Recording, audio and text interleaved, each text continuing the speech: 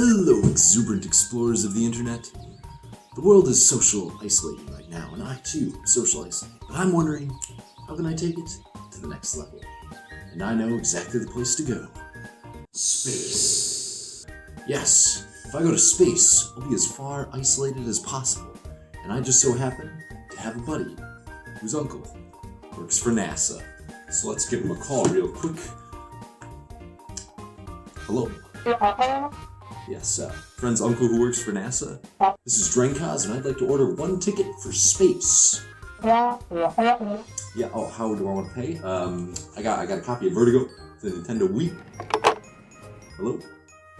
Hello?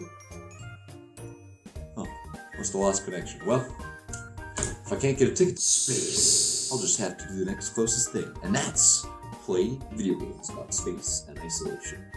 Yes, today we'll be looking at the Metroid series, the 2D ones to be specific, and we'll see which brought the series up and which ones brought the series down as we go through the entire series evolution of 2D Metroid in this episode of Serilution.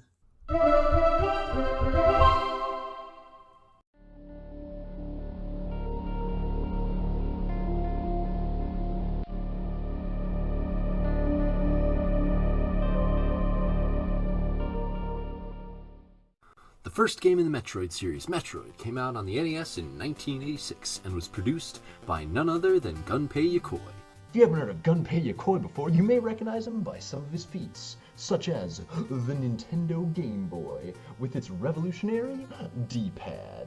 Yes, Gunpei Yokoi not only made the Game Boy, but also the D-pad, which has appeared on every single Nintendo console since, from the NES, to the Super Nintendo, to the N64, to the GameCube, to the Wii, to the Wii U. I mean, can you imagine Nintendo making a controller nowadays without a D-pad? I mean, that'd just be ridiculous. I mean, that wouldn't make any sense. So Metroid is a series where you take control of the bounty hunter Samus Aran, who fights to protect the galaxy from the evil space pirates and Metroids.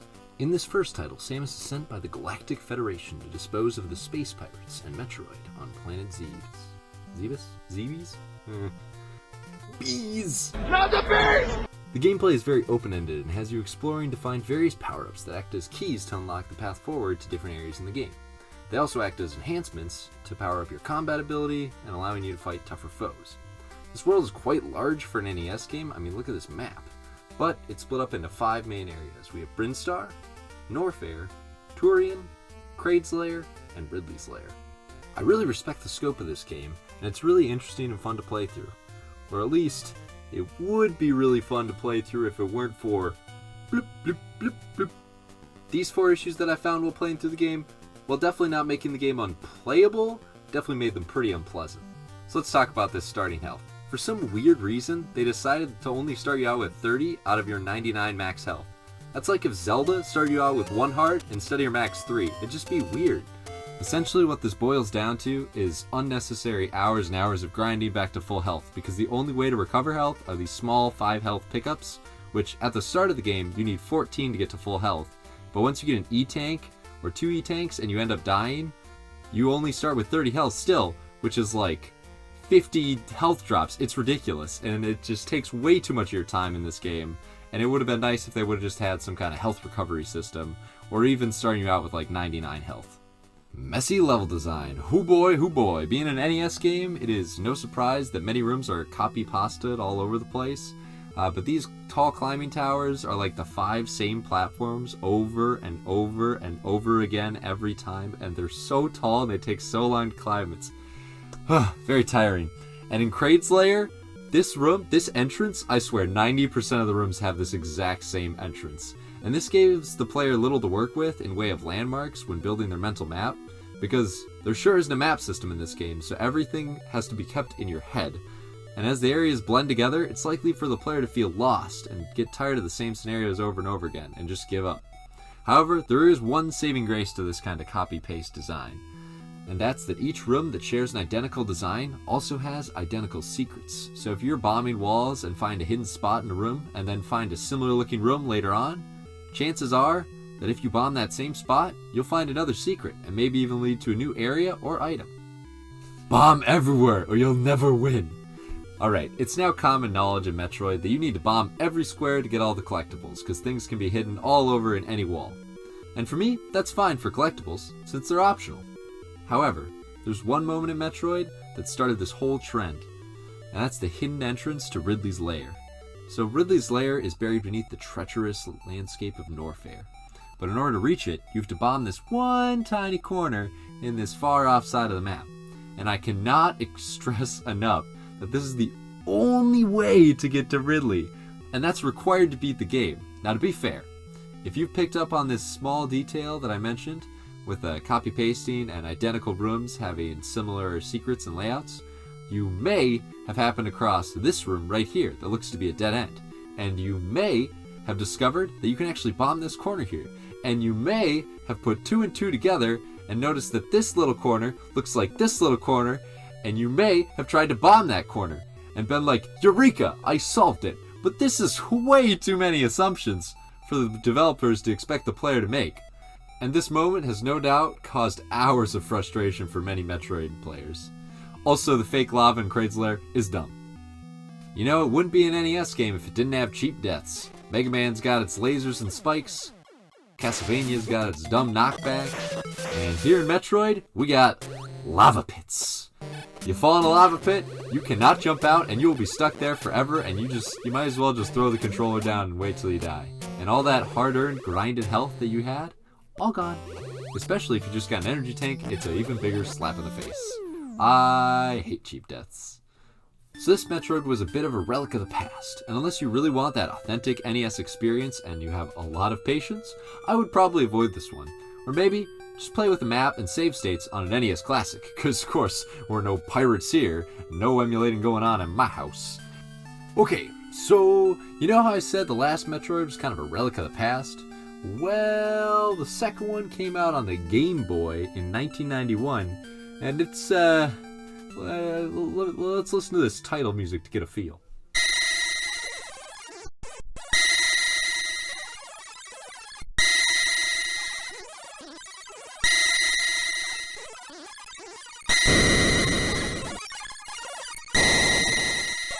Oh, I think I lost an eardrum. Oh, God.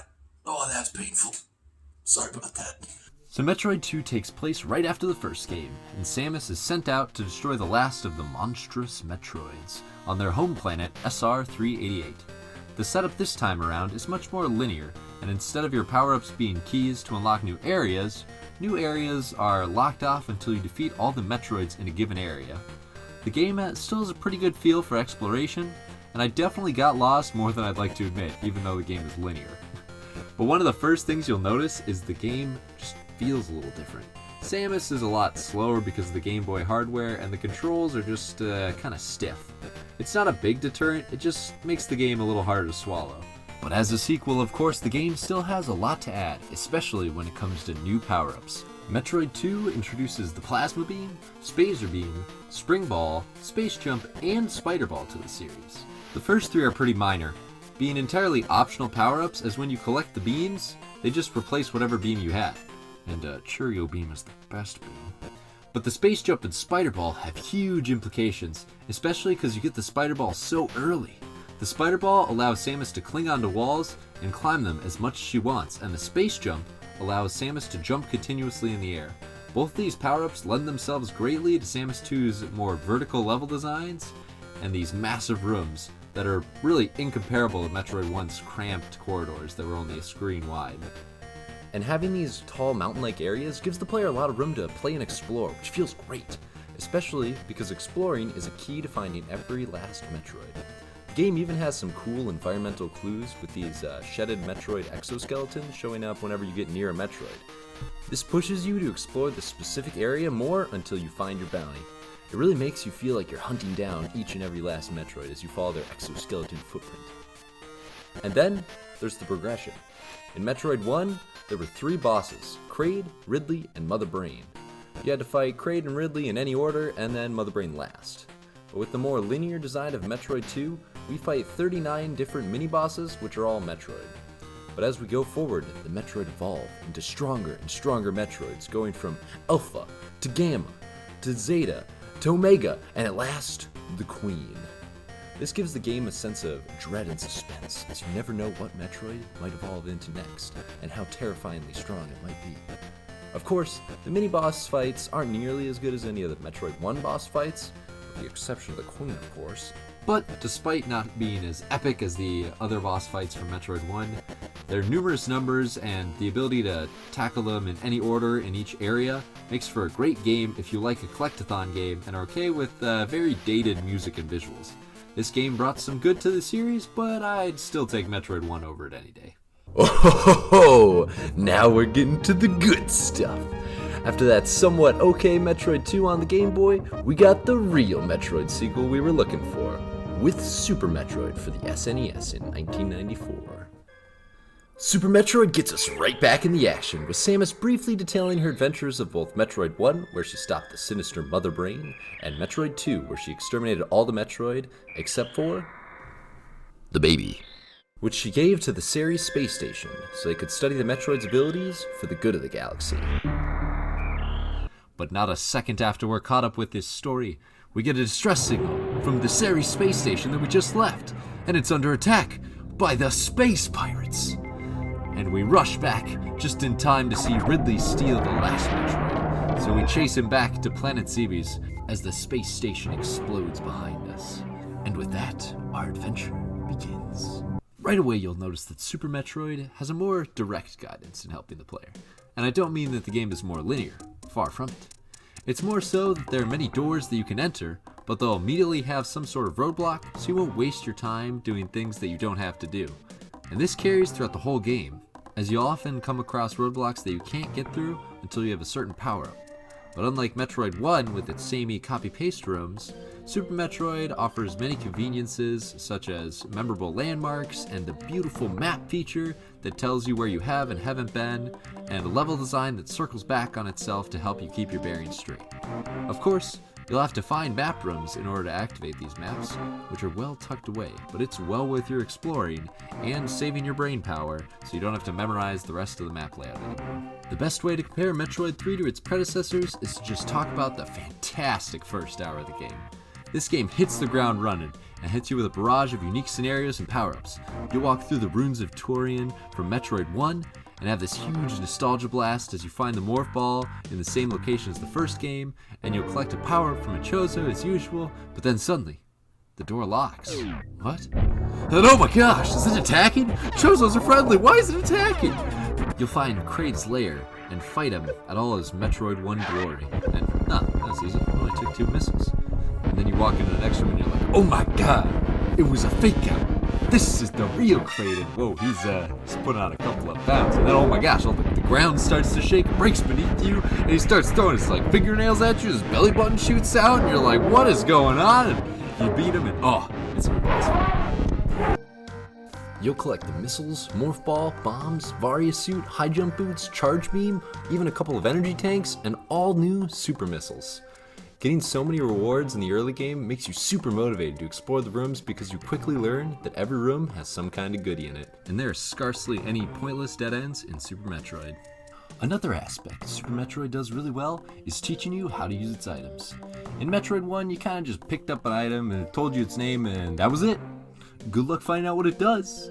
In Super Metroid, you get a quick little dialogue box explaining what it is, how to use it, and then immediately, you'll be thrown into a scenario where you need to use it. A personal favorite example of this is when you get the speed booster, and it says that, running will take you to super speeds. And you're like, okay, that makes enough sense, but then suddenly, the lava starts rising. So of course, you start running, and the lava's catching up faster and faster, but you keep moving faster and faster, then you zip out of there, just in time to escape the lava. It's an awesome moment, and immediately you understand how the speed booster works and how you can use it in the world to explore. There are also 3 great new additions that aid you in your quest for collectibles. The first is a new functionality added to bombs, so that when they explode on a block that is breakable, the block will then show you what power-up you need in order to break it. This counters a scenario where you're stuck against a wall and you simply have to try all your items until something works. Instead, you just simply drop a bomb, and if something is revealed, great, and if not, then you can probably just move on. And if it reveals something that you don't recognize, that means you get to look forward to a new power-up that you get later in the game, and you can come back here later. And in case you're wondering if this means you have to bomb the entire map to beat the game, you'd be dead wrong. because the map also has a little square in each room where there's a collectible to find, so you can focus your search on those areas. And if both of these aren't good enough for you, later on in the game, you get the X-ray scope, which lets you see through fake blocks and also reveals breakable blocks and what you need to break them. All three of these features together make this game a joy to play, discover, and complete. Other than the spectacular updates to level design and bosses, of course we have some new power-ups. The aforementioned super missile for even more damage when the regular missile just won't cut it. The gravity suit lets you handle intense heat and gives you freedom of movement in water. The speed booster, the grappling beam that lets you cross pits with spikes and such, and the handy X-ray scope. And then there's the charge beam that lets you, well, I'll let you guess what the charge beam does. And lastly, the power bomb, which is an extremely powerful version of the regular bomb. So a couple of these items are just super versions of items we've already had, but there are a few that allow for unique scenarios, and then a couple that allow optional window dressing, which is great for more variety in a game. Also, the beam upgrades, unlike Metroid 2, are all permanent. So now you no longer have to pick the beam you want to use, and instead can just watch as your beam combines all these different beams together into this super awesome powerful beam that can take down any enemy in its way. And before we wrap up on Super Metroid, I have to talk about this dynamic moment that comes about like halfway through the game. So after beating one of the bosses and collecting the power bomb upgrade, you take this elevator up and realize that the past 4 hours you've spent since the beginning of the game somehow ended you back up at your ship. It was this one huge loop. But things are a little different now. Since last time you were here, you had nothing. But now, you've got E-tanks, you got a couple bosses under your belt, you got all these new upgrades, and the music reflects this, as the once desolate plains music now is this soaring, triumphant melody that signals your growing strength and confidence as a player. It's a wonderful moment that stuck in my head long after the credits. Well, with that, we must say goodbye to the home console Metroid, as there hasn't been a 2D home console Metroid since Super Metroid. So, it's on to the portables! Metroid Fusion came out for the Game Boy Advance in 2002, and this entry, unlike all the others, starts off with a bang, with our heroine Samus Aran somewhat comically crashing her ship into the asteroid belt. And that's it. Game over. Well, that was the Metroid series. I hope you enjoyed this episode of Serilution. Don't forget to like, comment, and subscribe. And I'm just kidding you. Of course, Samus had this emergency escape pod to eject her. But why did she crash in the first place? Well, apparently she had an interaction with some organism on SR-388 called X while helping this scientific expedition. This X-parasite infected her suit and knocked her unconscious when she was flying in her ship. And just when our hero seems to be at the end of her rope, a scientist discovers a cure made from the baby Metroid that Samus saved at the end of Metroid 2. Many pieces of her suit had to be surgically removed prior to this cure being found, though, giving us a reason to why Samus has none of her power-ups anymore. They're all gone. But at least for the moment, our life is saved. But there's not much time to rest, as we immediately receive a distress signal from the research station where our infected power suit is being kept, as well as various samples from SR-388. It's up to us to investigate this distress signal and find out what's the cause and what's going on behind the scenes. You'll immediately notice when playing Metroid Fusion a huge departure from its predecessors, as the game introduces the ship's computer, who is a AI that gives you details on the current situation as well as where to go next. And Samus isn't quite too keen on taking orders from a computer, as she's more this Lone Ranger wolf. And as the player, I don't really want to take orders either. I want to explore the world, because taking all these orders from this computer puts the game down a linear path, at least at the beginning. You'll quickly find that you have to often stop and talk to the computer so it can tell you where to go, and you may think this might lead to less exploration, but you'll quickly notice that the path forward is never quite so obvious as it seems. You may get the maps of the areas pretty quickly, but there are more secret passages than ever, which are marked with a different color on your map to stand out. And oftentimes, you'll be told what to do, but not how to do it. So you have to finagle your way around the area until you find the right secret passage. Going into the game, I really thought this more linear and more hand-holdy adventure would really turn me off from the game. But I quickly realized that this computer's dialogue was key to Metroid Fusion's story, one of its most impressive features, which honestly is a first in a Metroid game. The plot progression in this game is as smooth as butter and constantly interesting, which I didn't expect at all, because the beginning of the game shows you that there's this main area and then there's all these other areas that are just labeled 1 to 6. This kind of sets up the idea that, oh, I'll just go to each area, 1, 2, 3, 4, 5, 6, and beat a boss at the end of each area and collect 6 magic MacGuffins and call it a game. But oh boy, was I wrong, and am I glad for it. Since this game is so story heavy, I'll try to stay light on the spoilers, but here's just one example of you going to explore Area 4, and when you head back to the nav room for your next instruction, this happens. Emergency in Sector 3.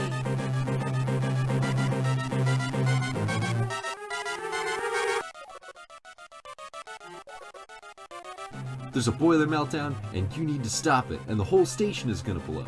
And not only do you have to get to this brand new area to find this boiler room, but you only have 5 minutes on the clock. So what are you waiting for? Get going!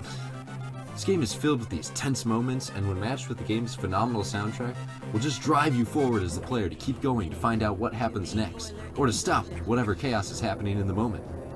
And there's another excellent story element that takes form in a villain called SAX. SAX is an evil version of Samus, created from her power suit that was originally infected by the X-Parasites at the start of the game. SAX is everything Samus was at the end of Super Metroid. All the power-ups, all the damage, and all the health. And you better believe that each time you come across SAX, you're in danger. The music will stop, and this haunting melody plays softly as her footsteps echo through the corridor. All you can do is hide helplessly, because if she sees you, game over. The game forces you to run into SAX a couple times to instill a feeling of uneasiness and an air of uncertainty, since you never know when this invincible foe may appear. But as strong as SAX is, each time you come across her, you'll be able to hold your own just a little bit more. But if you mess with her, you'll probably still get riggedy wrecked. But enough about spooky enemies and tension. Let's talk about this game's exploration. At first, the game is very linear, but the longer you play, the more the game's world will open up for you. And what's really cool is that your urge to explore the world freely and find your own progression is tied directly into the game's story. It's not too often that my desires as a gamer align so well with the character's desire and their story arc, but Metroid Fusion knows exactly what it's doing when it holds your hand and then lets it go later on in the game. I mean, it led to these moments where I was thinking, is this what I'm supposed to do? Did I break the path to the game? Because the computer didn't tell me to go to this area, I just did it on my own. And I'd find new power-ups and I'd be like, whoa, isn't this like progression supposed to be locked off by some kind of like dialogue or something? But when I'd find my way back to the navigation room, the computer would be like, oh, what? You found the thing? Oh, that's weird. And the game would play along with it. And it just was incredible to see the game kind of feel so dynamic in the way that it played out. So all in all, even though this game didn't have a lot of new power-ups, the story-driven approach, excellent atmosphere, and returning great level design from the first couple games keeps this Metroid as fresh and new as ever, only falling short of Super Metroid because of its somewhat less original world. So remember how I said Metroid 1 and Metroid 2 were the lesser of these early Metroid titles? And that they had a lot of potential, but some minor things kind of just dragged them back and made it hard for them to stand proudly next to their excellent sequels? Well, apparently Nintendo thought the exact same thing, because they remade both Metroid 1 and Metroid 2. Metroid 1 was remade into Zero Mission for the GBA, and Metroid 2 became Samus Returns for the 3DS. The difference between playing Metroid Zero Mission and Metroid 1 on the NES are night and day. I went in expecting a somewhat prettier Metroid 1, but what I got, honestly, felt like an all-new game, even though I had just played Metroid 1 like the other day. Many conveniences of the new games have just been added in, like game maps and map rooms, waypoints, which instead of giving to you by navigation room, are given to you by Chozo statues, which just gives them an extra function as well as giving you the item, and they also restore your health up to full. You also now have the ability to shoot angled and downward, and lastly, just the controls are better overall in general. All these pieces would already make for a great remake and remedy a lot of Metroid 1's problems, but Nintendo didn't stop there. They found a way to work in almost every new item that was added in Super Metroid and Fusion. The only new item is the Power Grip, which is an item that allows Samus to grab ledges, which was introduced as a base ability in Metroid Fusion. Super Missiles, Charge Beam, and the Speed Booster were also all retconned into this remake to be a main integral part of the experience. And they're a big part of why this game feels so different, as each of these new power-ups allowed the game devs to make different obstacles in familiar areas, and even introduce some new mini-bosses in areas that were used to seem pretty empty. The map of this game is the same general shape of Metroid 1, but you'll hardly notice because of these changes in the obstacles and puzzles, these new bosses, and each individual room just looks drastically different. Some bosses even get a glow up, like Kraid and Ridley, who instead of looking like these abominations, have been replaced with their Super Metroid version and Metroid Fusion version, respectively. But real quick, let's revisit some of my complaints from the first game, bloop, bloop, bloop, and see how the remake addresses them. Number 1, low health. So, this game starts you out with full health, and when you die, by golly, you still get full health. Messy level design. Copy pasta has been eliminated. With redesigned rooms, each room has a very different vibe, and I never saw a case of copy-paste scenario. Some rooms that were pointless copy-paste in the original have now been replaced with new mini-bosses, and even a new game mechanic. Bomb everywhere, or you won't win. So my big issue with this was the entrance to Ridley's Lair, which, like many other areas in the game, have been completely redesigned, and now use the speed booster to gain access to, which is much less obtuse. Most hidden block puzzles are also much easier, since bombing everywhere is no longer necessary, because this is the only Metroid game where you can just shoot a hidden block and it'll reveal what you need to break it. Also, cheap lava is way more excusable in Kraid's Lair since this game has a map that shows you that the room keeps going after this lava. And lastly, cheap deaths. With improved controls and improved level design, cheap deaths are a thing of the past, and whatever deaths you have are less painful thanks to a new surplus of save points and full health regen after death. So yeah, this game fixed like all of my issues with the original, and I haven't even mentioned the fact that this game has an all-new post-game that has 2 whole new areas, bringing the total areas to 7, and 3 new power-ups that return from Metroid Fusion. This game is definitely worth playing, and while maybe not adding much to the series as a whole, other than the power grip and the post-game, it's an incredible experience from start to finish. Alright, if you thought Metroid Zero Mission was an incredible improvement, well, buckle in your bootstraps, because the 2017 release on 3DS, Samus Returns, remakes the world of Metroid 2 even better than Metroid Zero Mission. Similar to Metroid Zero Mission, Samus Return uses the same general map layout of Return of Samus, but it's even more liberal with its level design. This is because, unlike Zero Mission, which simply retconned the series' abilities into the world of Metroid 1, Samus Returns brings all new mechanics to the table to make this an all-new Metroid experience and a true evolution of the 2D Metroid series. First, we have the Aeon abilities. 4 all-new abilities that let you use a new refillable meter called Aeon, kind of like a magic meter. And with the use of the D-pad, you can switch between the Scan Pulse, which acts as a vastly improved X-ray scope from Super Metroid, as it not only reveals secrets in the room you're in, but also updates the map with any nearby rooms you haven't explored. Then there's the Lightning Armor, which is essentially a defense boost that allows the Aeon to be used as health and lets you bypass electrical obstacles. There's the Beam Burst, which allows an intense amount of fire for massive damage on enemies. And lastly, the Phase Drift, which slows down time for all objects and environment around the user.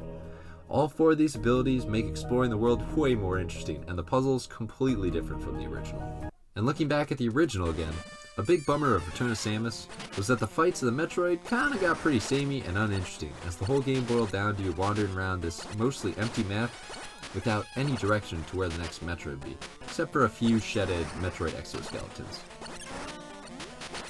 Metroid Return introduces 3 new features that vastly improve the Metroid hunting experience. First is the Metroid Radar, which now blinks when Metroid is near, and turns yellow, then red, depending on how close you are to the Metroid, kinda like a hot and cold system.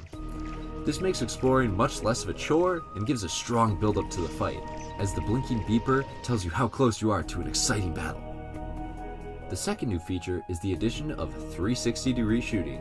No longer are you locked at 45-degree angles or up and down. Now you can simply hold the R button and aim in whatever direction the circle pad is pressed. Now you might think this makes aiming at enemies pretty intimidating, and you'd be right, but Nintendo's got one more ace up their sleeve, and it's a showstopper. The third new feature here is the melee counter. No, get that out of here. With the simple tap of a button, Samus can swing her arm cannon up and parry enemy attacks. The enemy will flash briefly to signal a parry opportunity, and if timed correctly, pressing the R will auto-aim on the enemy and shots will be much stronger than a regular shot. And if you're fighting a boss, the counter will trigger this awesome cinematic cutscene where you can just